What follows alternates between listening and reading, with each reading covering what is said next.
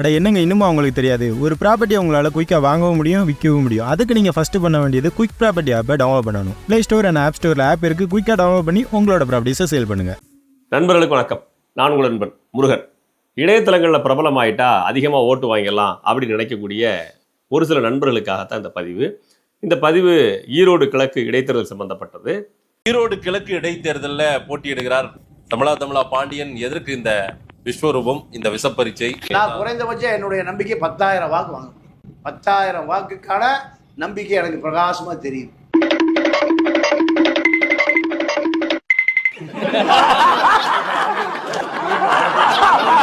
பாருங்க, பார்த்துருப்பீங்கன்னு நினைக்கிறேன். தமிழா பாண்டியன் ஓலா கதைகள் இணையதளம் முழுமைக்கு ஒரே பொய்யா புழுவி தள்ளுவாப்புல.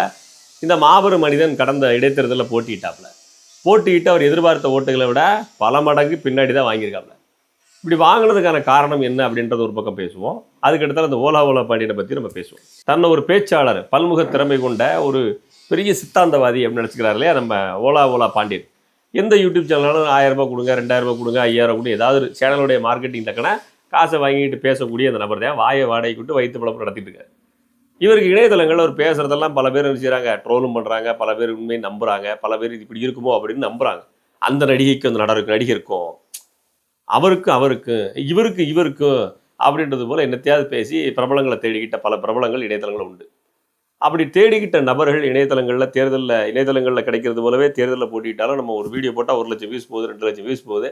தேர்தல்னா குறையாமல் ஒரு 10,000 20,000 ஓட்டு போட்டுருவாங்க, நம்மளே ஒரு மனுஷன் மதிப்பாங்க அப்படின்ற கோணத்தில் தேர்தல் நின்றால் இப்படி தான் நடக்கும். சரி, இவருடைய இந்த முடிவுகள் மூலமாக நாம் ஒரு பாடமும் கற்றுக்க வேண்டியிருக்குது. அந்த பாடத்தை பற்றி தான் இப்போ நம்ம டிஸ்கஸ் பண்ண போகிறோம்.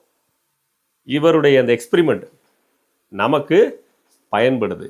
என்ன பயன்படுதுங்க அப்படின்னு கேட்டிங்கன்னா, நாம் தமிழர் கட்சி இவருடைய எக்ஸ்பிரிமெண்ட்டை நம்ம யூஸ் பண்ணிக்கணும். இணையதளங்களில் பொதுவான கருத்தை எடுத்து வைக்கிறதுனால அந்த குறிப்பிட்ட நபர் தேர்தல் நின்னா அதிக வாக்குகள் கிடைக்கும்னு நினைக்கிறது முதல்ல விட்டுறணும். ஏம்னா, இப்போ உதாரணத்துக்கு ஒரு இடைத்தேர்தலோ அல்லது பொது தேர்தலோ வருதுன்னு வச்சுக்கிடுமே, ஒரு குறிப்பிட்ட பிரபலம் யூடியூப்ல நல்லா பேசிட்டு ஒரு பிரபலம் ஒரு தேர்தலில் அந்த பகுதியில் போட்டிட்டார் அப்படின்னா, அவருடைய வாக்காளர்கள், அவருடைய சப்ஸ்கிரைபர்ஸ், அவருடைய ஃபாலோவர்ஸ் அவருடைய சட்டமன்ற தொகுதிக்குள்ளே இருந்தால் மட்டும்தான் அவருக்கு என்ன செய்யும், நிறைய ஓட்டுகள் கிடைக்கும். அப்படிலாம் ஒன்றும் இல்லைங்க, அவருடைய சட்டமன்ற உறுப்பினர் தொகுதிக்குள்ளே இல்லாமல் பரவலாக தமிழ்நாடு முழுக்க இருக்கிறாங்க, உலகத்துலேருந்து பல நாடுகள்லேருந்து பார்க்குறாங்க அப்படின்னா அவருக்கு கணிசமான வாக்குகள்லாம் கிடைக்கிறதுக்கான வாய்ப்புகள் இல்லை. இதை நம்ம புரிஞ்சுக்கணும். இணையதளம்ங்கிறது எல்லா பகுதிகளிலிருந்தும் எல்லா நாடுகளிலிருந்தும் பார்க்குறாங்க. அப்படி பார்க்குற பொழுது அதில் போகக்கூடிய 5000 வியூஸோ 10,000 வியூஸோ 1 லட்சம் வியூஸோங்கிறது அது ஓட்டாக மாறாது. இதை நாம் ஏன் கற்றுக்கணும், நாம் தமிழர் கட்சி ஏன் கற்றுக்கணும்னா, சட்டமன்ற தேர்தலில் போட்டியிடக்கூடிய நமது வேட்பாளர்கள், உதாரணத்துக்கு மதுரை ஒரு தொகுதின்னு வச்சுக்கிடுமே, அல்லது வேறு ஏதாவது தொகுதி எடுத்துக்கிடுங்க, அந்த தொகுதியில் சட்டமன்ற உறுப்பினராக போட்டியிட நினைக்கக்கூடிய வேட்பாளர்கள் அவர்கள் பகுதியில் முதல்ல அவங்க பிரபலமாகணும். இணையதளம் மூலமாகவோ அவர்களுடைய பகுதியுடைய பிரச்சனைகள் எடுத்து சொல்கிறதோ அல்லது இணையதளங்களில் வேறு பிரச்சனைகளை பொதுவான செய்திகளை பேசுகிறதோ, இந்த மாதிரி அவர்களுடைய பகுதியில் முதல்ல அவங்க பிரபலமாகணும். அப்படி ஆனால் தான் அது வாக்குகளாக மாறுறதுக்கு உதவி பண்ணும். அது வாக்குகளாக மாறும்னு சொல்ல முடியாது. இவர் எங்கேயோ பார்த்துருக்கிறேன், நம்ம தொகுதி சம்மந்தப்பட்ட பிரச்சனை பேசியிருக்காரு, இவர் எங்கேயோ பார்த்துருக்கேன், நம்ம ஊர் பிரச்சனைலாம் பேசியிருக்காப்புல, இவர் எங்கேயோ பார்த்துருக்கேன், நம்ம ஊர் கோயில் பிரச்சனை பேசியிருக்காரு, இவர் எங்கேயோ பார்த்துருக்கேன், நம்ம ஊர் மலையை பற்றி பேசியிருக்காரு அப்படின்னு மக்கள் யோசிப்பான். தேர்தலில் போய் ஓட்டு கேட்க போகும்போது அந்த வால் போஸ்டர்ஸ் அடிச்சு விட்டுறீங்களா, இவர் தான் வர்றாரு தேர்தலில் களத்தில் உங்களுக்காக எம்எல்ஏ போட்டி போட போகிறாருன்னு, அப்படி யூஸ் ஆகும். அது ஒரே நாளில் மக்கள்கிட்ட நடந்துடாது. குறைந்தபட்சம் 1 வருட காலமாவது நாம் என்ன செய்யணும், நம்மளுடைய முகத்தை கொண்டு போய் மக்கள்கிட்ட சேர்க்கணும். குறிப்பிட்ட சட்டமன்ற தொகுதிக்கு உள்ளவாவது பப்ளிசிட்டி பண்ணணும். அப்படி பண்ணால் மட்டும்தான் ஒரு சட்டமன்ற உறுப்பினராக ஒருத்தர் என்ன செய்யணும், குறைந்தபட்ச வாக்குகள் அவருடைய ஃபேஸ் வேல்யூக்காக தக்க வைக்க முடியும். இப்போது ஒருத்தர் தேர்தலில் போட்டி போடுறாருன்னா அவர் தான் வென்று சட்டமன்றத்துக்கு போகிறாப்புல. அவர் வென்று சட்டமன்றம் போகிறதுக்கு அவர் முயற்சி பண்ணல. முதல்ல கரெக்டாக நான் சொல்கிறது தப்பாக கேட்குறேன்னா, சட்டமன்றம் போகிறதுக்கு அவர் தான் முயற்சி பண்ணணும். அப்போ அந்த தொகுதியினுடைய பிரச்சனைகள் எடுத்து சொல்லணும். அந்த தொகுதியில் எந்தெந்த முக்கியமான டவுன்ஸ் இருக்குது, அங்கே என்ன பிரச்சனை இருக்குது, அவர் எம்எல்ஏவாக வென்றால் அல்லது அவர் விட்டுருங்க, அவர் நிற்கிற கட்சி எம்எல்ஏவாக வென்றால் தொகுதியில் என்ன செய்யும் அப்படின்றத தொடர்ந்து பேசணும். அந்த தொகுதி மக்களுக்கு அதை பரப்பப்படணும். அப்படி பரப்பினாத்த அவர் வளருவாரே தவிர பொதுவான விஷயங்கள், உலக அரசியல்கள், தமிழ் தேசிய கருத்துக்கள், புத்தக வெளியீடுகள் இப்படியே பண்ணிக்கிட்டு இருந்தால் பொதுவான வாக்காளர்கள் சேருவாங்க, கலெக்டிவாக சேருவாங்க தவிர ஒரு குறிப்பிட்ட ஏரியா டார்கெட்டிங் பண்ண முடியாது. இப்போ சேல்ஸு மார்க்கெட்டிங்கிற விஷயத்துக்குலாம் போக ஆரம்பித்தோம். கொஞ்சம் தெரிஞ்சுங்களா உங்களுக்கு? தமிழா பாண்டியனுடைய ஸ்ட்ராட்டஜி இணையதளங்களில் பிரபலமானாலே கணிசமான ஓட்டு கிடைக்கும் அப்படின்னு நினைக்கிற அந்த ஸ்ட்ராட்டஜி ஃபெயிலியர் அப்படின்னு உங்களுக்கு காமிச்சிருச்சா? இப்போ நம்மளோட ஸ்ட்ராட்டஜியை மாற்ற வேண்டியிருக்குது. Target audience, target sales. Marketing ஒரு பொருளை விற்கிறீங்க அப்படின்னா எந்த ஏரியாவில் விற்குது, எவ்வளோ குவான்டிட்டி விற்குது, எந்த ஏஜ் கேட்டகரியில் வாங்குறான், யார் வாங்குறா, எப்போ வாங்குறா, எந்த சீசனில் வாங்குறான், மழை காலத்தில் வாங்குறானா, வெயில் காலத்தில் வாங்குறானா, குளிர்காலத்தில் வாங்குறானா, எவ்வளவு வாங்குறான், ஏன் வாங்குறான், இதை வாங்கினதுக்கப்புறம் என்ன பயன்படுத்துகிறான், இதை வாங்கினதுக்கப்புறம் அடுத்த பொருள் என்ன வாங்குறான், இதெல்லாம் ஒரு கம்பெனியில் வேலை பார்க்குற மார்க்கெட்டிங் ஏஜென்ட்னு செய்கிறான். மார்க்கெட்டிங் கலெக்டிவ் டேட்டா எடுக்கிறான். ஒரு ப்ராடக்ட், ஒரு 10 ரூபா பேனா வைக்கிறதுக்கு எந்த டைமில் வாங்குறோன்னு பார்க்குறான். ஸ்கூல் இப்போ இந்த மாதம் ஸ்கூல் லீவுங்க, அடுத்த மாதம் ஸ்கூல் ஓப்பனிங் ஆக போகுதுன்னா ஸ்கூல் ஓப்பனிங் ஆகிற டயத்துக்கு முன்னாடியே school bag, pencil, rubber, note, book எல்லாத்தையும் ரெடி பண்ணிக்கிறேன். ஸ்கூலில் காலைல போடுற செப்பல் வரைக்கும். அதுவும் பர்டிகுலர் ஏரியாவில் என்ன பள்ளிக்கூடம் இருக்குது, அந்த பள்ளிக்கூடத்தில் என்ன ஷூ போடுவாங்க, என்ன யூனிஃபார்ம் போடுவாங்க, அந்த பள்ளிக்கூடத்தில் இந்த யூனிஃபார்ம் தான் வேணும்னா பக்கத்தில் ஜவுளி கடைக்காரன் பூரா கரெக்டாக வாங்கிக்கிறேன். பக்கத்தில் இருக்கிற ஸ்கூலில் இந்த மாடல் ஷூ தான் போட போகிறாங்கன்னா அந்த மாடல் ஷூவை முதல்ல ஆர்டர் பண்ணி பக்கத்தில் இருக்க செருப்பு கடைக்காரன் வாங்கி வைக்கிறான். ஒரு செருப்பு கடைக்காரரு, ஒரு ஜவுளி கடைக்காரரு இந்த டைமில் தான் வெள்ளி செவ்வாய்னா முடிவெட்ட வரமாட்டாங்க. சரி, ஓகே, ரைட்டு, ஓகே. இப்போ எந்த தினங்களில் முடிவெட்ட வரான்னு கரெக்டாக டைம் பார்த்து கடை திறக்கிறாங்க. வெள்ளி செவ்வாய் வரமாட்டாங்க, கோயிலுக்கு போவான், ரைட்டு, ஓகே. அப்போ இந்த டைமில் லேட்டாக துறை, மற்ற நேரில் கரெக்டாக துறை.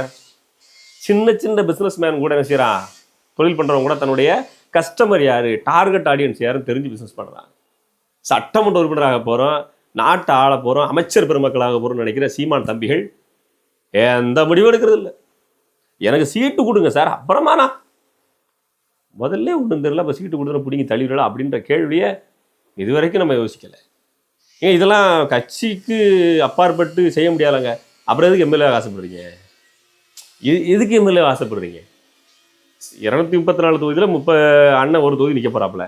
மிச்சம் 233 வேட்பாளர்களும் தங்களை யாருன்னு அடையாளம் காட்டப்படுறது அண்ணன் தான் காட்ட போகிறாரு. கரெக்டு. ஆனால் நீங்கள் அண்ணன் மட்டும்தான் சட்டமன்ற உறுப்பினர் ஆகி சட்டமன்றத்துக்கு போக போகிறாரா? நீங்களாம் எம்எல்ஏ ஆகி அமைச்சராக போகிறது இல்லையா? இல்லை நீங்களும் கலராக கொடி கட்டி காரில் போகிறது இல்லையா? இல்லை மாட மாளிகையில் வாழ போகிறது இல்லையா? நீங்களும் எம்எல்ஏ ஆக பார்த்து போகிறீங்க. அப்போ எம்எல்ஏ ஆக போகிறவன் அந்த ஏரியாவோட பிரச்சனையை பேசு, அந்த மக்கள்கிட்ட தன்னை யாருன்னு கொண்டு போய் சேரு, ஏரியா டார்கெட்டிங் பண்ணு. ஒரு சோப்பு விற்கிறவன், சீப்பு விற்கிறவன், ஒரு பள்ளிக்கூடத்துக்கு யூனிஃபார்ம் விற்கிறவன், பள்ளிக்கூடத்து குழந்தைங்க காலில் போடுற செருப்பு விற்கிறவன், மழை காலம் வந்தால் சொட்டு இது விற்கிறவன், ரெயின் கோட் விற்கிறவன், குளிர்காலத்தில் சொட்டு விற்கிறவன் கூட டார்கெட் பண்ணுறான். காலநிலை அழிந்து பிஸ்னஸ் பண்ணுறான்.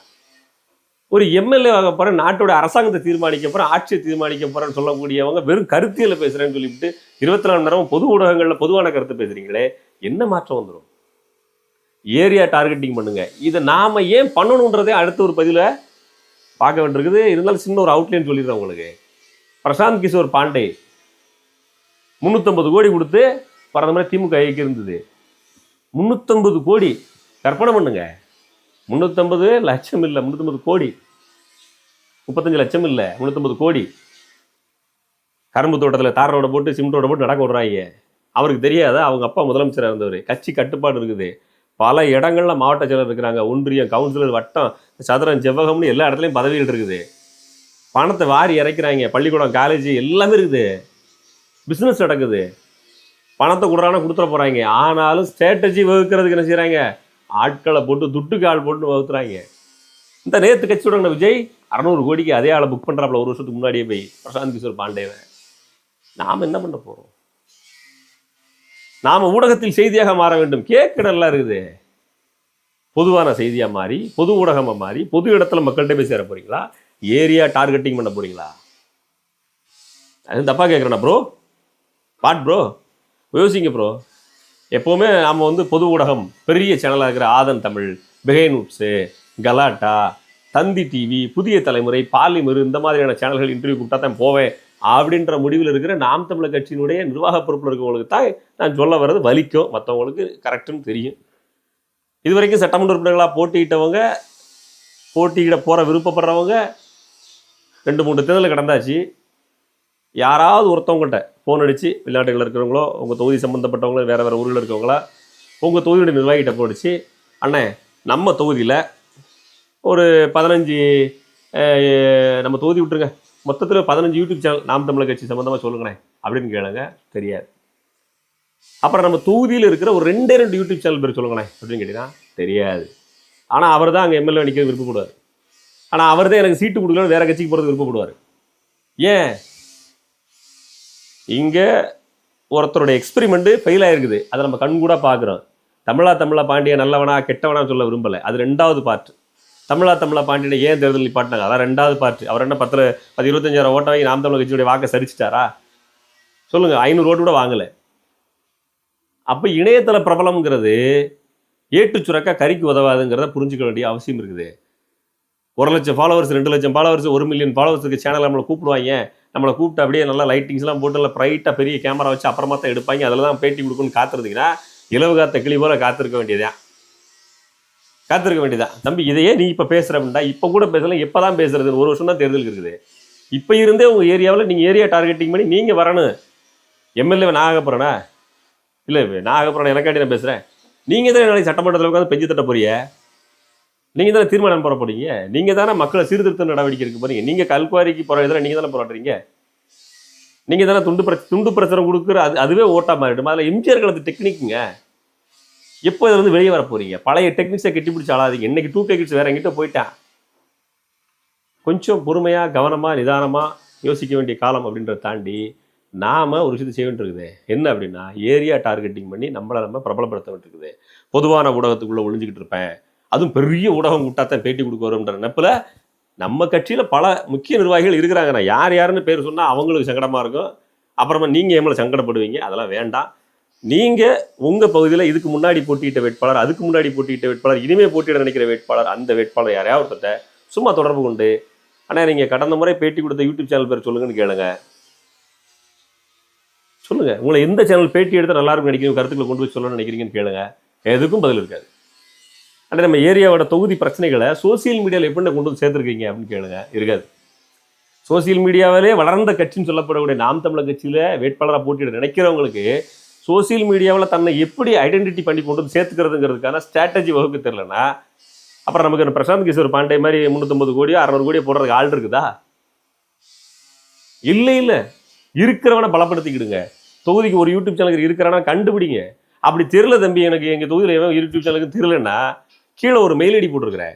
அந்த மெயில் ஐடிக்கு வந்து உங்கள் தொகுதி பேரை போட்டு இந்த தொகுதியில் யூடியூப் சேனலுக்கார் யாரோட தான் தெரியல, எனக்கு பதில் சொல்லு தம்பி அப்படின்னு சொன்னீங்கன்னா நான் அந்த யூடியூப் சேனலுடைய நம்பரு, அந்த சேனல் லிங்க்கு எல்லாமே போட்டு விட்றேன். ஏன்னா உங்களுக்கு தெரியலனா குறைந்தபட்சம் அதை கலெக்ட் பண்ணி வச்சிருக்கேன், நானாவது உங்களுக்கு ஹெல்ப் பண்ணுறேனே. அப்போயாவது உங்களை நீங்களே பிரபலப்படுத்திக்கிட்டு, ஏன்னா சட்டமன்ற உறுப்பினர் ஆகுங்க.